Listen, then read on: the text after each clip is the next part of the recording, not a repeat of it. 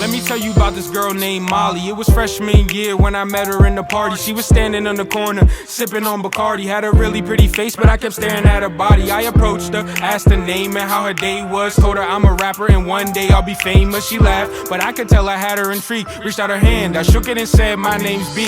Asked where she's from, she replied with New Hampshire. Said she grew up with 2 brothers and a hamster. Major was English, but she wanted to be a dancer. Said she's having God problems and I told her I'm the answer. She said, okay, here, take my number. Princess Molly is what she saved it under. I thought it was the start of a lifelong bond. I wish back then that I knew I'd be wrong.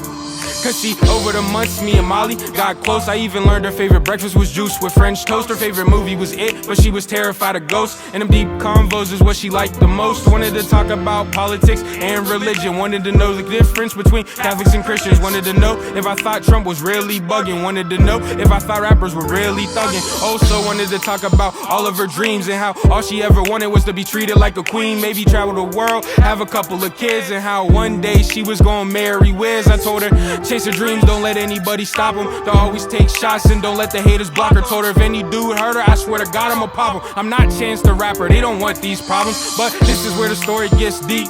Molly fighting an uphill battle, that shit was steep. She never told me about her father or the abuse. Never told me how her uncle raped her when she was 2. See, her whole life dudes did nothing but play her.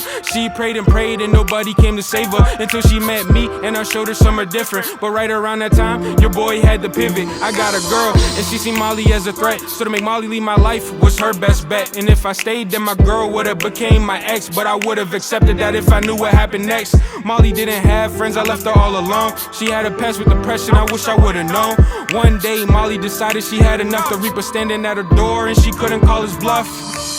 Before she went, she did one last thing, and that was write a letter to me.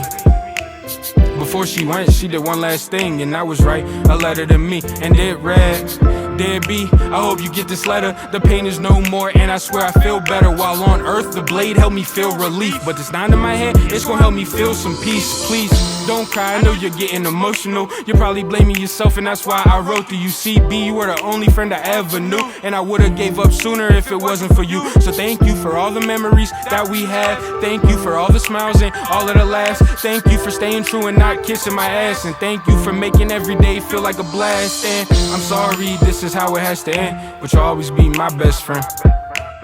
I'm sorry, this is how it has to end, but you'll always be my best friend. Love, Molly.